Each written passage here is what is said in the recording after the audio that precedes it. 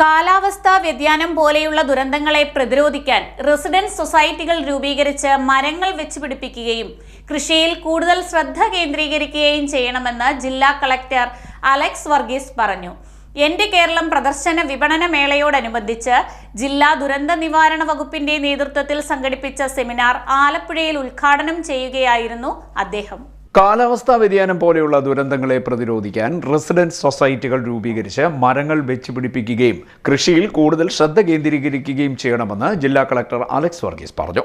എന്റെ കേരളം പ്രദർശന വിപണന മേളയോടനുബന്ധിച്ച് ജില്ലാ ദുരന്ത നിവാരണ വകുപ്പിന്റെ നേതൃത്വത്തിൽ കാലാവസ്ഥാ വ്യതിയാനവും പ്രാദേശിക ഇടപെടലുകളും എന്ന വിഷയത്തിൽ സംഘടിപ്പിച്ച സെമിനാർ ആലപ്പുഴ ബീച്ചിൽ ഉദ്ഘാടനം ചെയ്യുകയായിരുന്നു ജില്ലാ കളക്ടർ. കാലാവസ്ഥാ വ്യതിയാനമായിട്ട് ബന്ധപ്പെട്ട് ഇന്ത്യ 3 സ്ഥലങ്ങളിൽ ഒരു പെനിൻസുലയാണ്.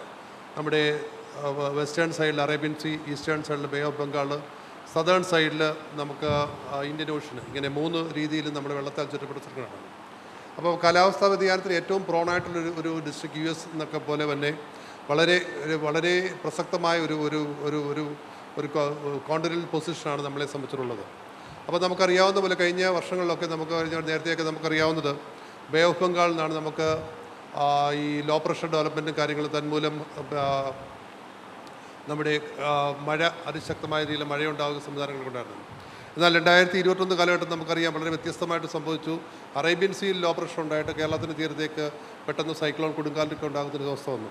അപ്പോൾ നമ്മുടെ ഈ സംവിധാനങ്ങളൊക്കെ മാറിക്കൊണ്ട് ചില സ്ഥലങ്ങളിൽ നമ്മുടെ തണ്ണീർമുക്കം ബണ്ട് അടയ്ക്കുകയാണെങ്കിൽ ഈ കൊച്ചി കായൽ വഴിയും കയറി വരുന്ന വെള്ളം ഒഴുകിപ്പോകാൻ സ്ഥലമില്ലാത്തതുകൊണ്ട് ഈ തണ്ണീർമുക്കം ബണ്ടിൻ്റെ ഭാഗത്ത് 1.75 മീറ്റർ വരെ ഹൈറ്റ് ഉണ്ടാവുന്നു. ഒന്ന് നമ്മുടെ sea level rise, spring tide, neap tide സമയങ്ങളിലൊക്കെ spring tide sea level rise 1.75 metres വരെയൊക്കെ ഇത് നമ്മുടെ വാട്ടർ ലെവൽ ഉയരുന്നതായിട്ട് മനസ്സിലാക്കുന്നു.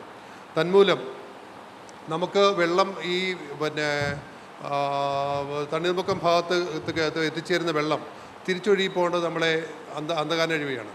നമ്മുടെ വിഭവങ്ങളൊക്കെ പരിമിതമായിട്ട് ഉപയോഗിക്കുക, അല്ലേ, യാതൊരു പരിമിതിയില്ലാതെ വിഭവങ്ങൾ തോന്നിയ പോലെ, അത് ജലവിഭവമാണെങ്കിലും ഭൂവിഭവമാണെങ്കിലും നമ്മുടെ ഏത് വിഭവം ഉപയോഗിക്കുമ്പോഴും ആവശ്യത്തിലധികം ഉപയോഗിക്കുക എന്ന് പറഞ്ഞാൽ അതൊരു ഹിംസയാണ്, അല്ലേ. ഗാന്ധിജി പറഞ്ഞത് അഹിംസയെ പറ്റിയാണ്. അഹിംസ എന്ന് പറഞ്ഞാൽ ഒരാളെ ദ്രോഹിക്കുന്നത് മാത്രമല്ല ഹിംസ. നമ്മുടെ വിഭവങ്ങൾ അനിയന്ത്രിതമായി ഉപയോഗിക്കുന്നത് ഹിംസയാണ്. അപ്പം ലളിത ജീവിതത്തിലൂടെ ഈ വിഷയങ്ങളെ പരിഹരിക്കുന്നതിനെ പറ്റി ആലോചിക്കണം. ഒപ്പം നമ്മുടെ കാലാവസ്ഥാ വ്യതിയാനത്തെ പ്രതിരോധിക്കാനുള്ള ജില്ലാ ഭരണകൂടത്തിൻ്റേതായിട്ടുള്ള പ്രവർത്തനങ്ങൾ. ARCF ആണ് ഈ ആർക്കഫ് എന്ന് പറയുന്നത്. എന്ന് പറയുന്നത് അക്വാ ടൂറിസം എന്നുള്ള ഒരു പദം പ്രതിദാനം ചെയ്യാനാണ് R എന്ന് പറയുന്നത് rejection management, waste management. C എന്ന് പറയുന്നത് കോസ്റ്റൽ റിജൂവിനേഷൻ, തീരദേശ പുനരുജ്ജീവനം. F എന്ന് പറയുന്നത് ഫ്ലഡ് കൺട്രോൾ. എന്ന് പറഞ്ഞാൽ ഉദ്ദേശം ഇത്രയേ ഉള്ളൂ: aqua tourism, rejection management, coastal rejuvenation, flood control. എന്ന് പറഞ്ഞാൽ ഇവിടെ ഉദ്ദേശിക്കുന്നത് നമ്മുടെ വേമ്പനാട്ട് കായലിൻ്റെ തീരം ദൃഢപ്പെടുത്തുക എന്നുള്ളതാണ്. ഇപ്പോൾ ഇവിടെ അരൂർ, എഴുപുന്ന, കോടന്തുരുത്ത്, കുത്തിയതോട്, അരൂക്കുറ്റി, പാണാവള്ളി പഞ്ചായത്തുകളിലൊക്കെ തീരദേശ വേലിയേറ്റം ഉണ്ടാകുന്നുണ്ട്. വേനൽക്കാലത്ത് ശക്തമായ വേലിയേറ്റം ഉണ്ടാകുന്നു. തീരപ്രദേശത്തുള്ള വീട് മുറ്റമൊക്കെ എല്ലാം വെള്ളം നിറഞ്ഞ് കുഴപ്പത്തിലാകുന്നു. അപ്പോൾ ഇതൊക്കെ പരിഹരിക്കത്തക്ക രീതിയിൽ ബണ്ട് ഉയർത്തിക്കൊണ്ട് തീരദേശം പുനർജീവിപ്പിക്കുക എന്നുള്ളതാണ്. കാലാവസ്ഥയുമായി ബന്ധപ്പെട്ട് അടുത്തിടെ വലിയ മാറ്റങ്ങളാണ് ഉണ്ടായിട്ടുള്ളത്. ജില്ലയിൽ പലയിടങ്ങളിലും കാലാവസ്ഥാ വ്യതിയാനം മൂലം പ്രത്യാഘാതങ്ങൾ ഉണ്ടായിട്ടുണ്ട്. ഈ പ്രശ്നം നേരിടുന്നതിന് സമൂഹത്തിനെ പ്രാപ്തരാക്കേണ്ടതുണ്ടെന്നും അദ്ദേഹം പറഞ്ഞു.